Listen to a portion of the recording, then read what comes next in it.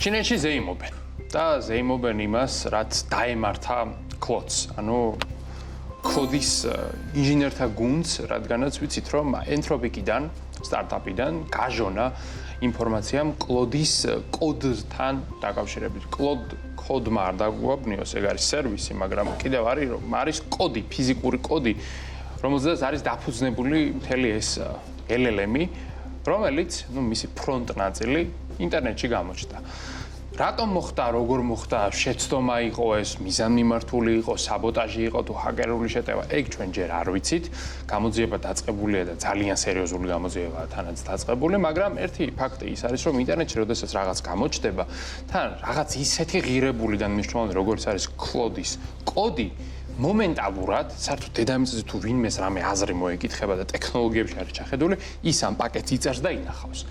ცხადია, ჩინეთი ქვეყანა, საიდანაც ყველაფერს იპარავენ, ყველანაირ ინფორმაციას, იმათ ხელში რომ ჩაუვარდათ კოდი, რასაც იზამდნენ, ხო წარმოგიდგენიათ და ეგ ყველაფერი უკვე დუბლირების დიდოსტატია. არა, დუბლირებაზეც აღარ არის უკვე, ტრიპლირება და კვადროპლირებაზეა აქ საუბარი რეალურად, რადგანაც ჩინურ ფორუმებზე, დეველოპერულ ფორუმებზე უკვე სასწაულები იწერება იმასთან დაკავშირებით, როგორ მოახდინეს კლოდის კოდის სორსის დუპლიკატის შექმნა და შემდეგ მასზე 5 ზომის მოდელის დაშენება. ის რა თქმა უნდა მისცეს DeepSeek-საც, რათა გამოეყენებინა, მისცეს QN-საც, რათა გაუმჯობესებულიყო და მოკლედ რატო არა, როცა არის შესაძლებლობა. მთელი ჩინეთი დღეს არ ზეიმშია უბრალოდ ისინი წინ და უკან ჭრიან და კერავენ ამ კოდს და იყენებენ თავიანთი მოდელების გასაუმჯობესებლად, რადგანაც ეს არის დაახლოებით იგივე რამ, რომ მაგალითად ამერიკას, როდესაც აქვს რაღაც იარაღი, თუნდაც B2 სპირიტი მისი ბლუპრინტი, ანუ ჩვეულებრივ პირდაპირ ეს შემთხვევით გაჟონოს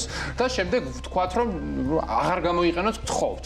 დაახლოებით ეგეთი რამ ხდება ახლა, რადგანაც ის ენთროპიკის მიერ გავრცელებული ინფორმაციაც კი სასაცილოა უკვე, რომ ისინი მოუწოდებენ მოთამაშეებს, რომ გამოიჩინონ ეთიკურობა. სტარტაპებისა და AI ბოლაში, რომელიც არის გეოპოლიტიკური მნიშვნელობის საკითხი, რის გამოც მთავრობები ერთმანეთს სანქციებს უწესებენ, კლოდი მოუწოდებს კონკურენტებს, რომ გამოიჩინონ ეთიკურობა და არ გამოიყენონ მათი კოდი, რაც წარმოიდგენია დახურულ კარს მიღმა დარიოს რას ეუბნებიან. ხო, ალბათ, და რას ფიქრობენ მასზე. ერთი ეგ არის, რას ფიქრობენ მასზე და ამ ჩავარდნაზე, რაც ისტორიული მასშტაბის ჩავარდნაა და მეორე იმაზე, თუ როგორი დამოკიდებულება აქვს ინვესტორებს ამ საკითხის მიმართ. მე პირადად არ ვარ ენთროპიკის ინვესტორი, მაგრამ რომ ვიყო ალბათ მინიმუმ მეწყინებოდა, რომ ჩემი კომპანიის ღირებულების ნახევარი უბრალოდ უფასო გახდა.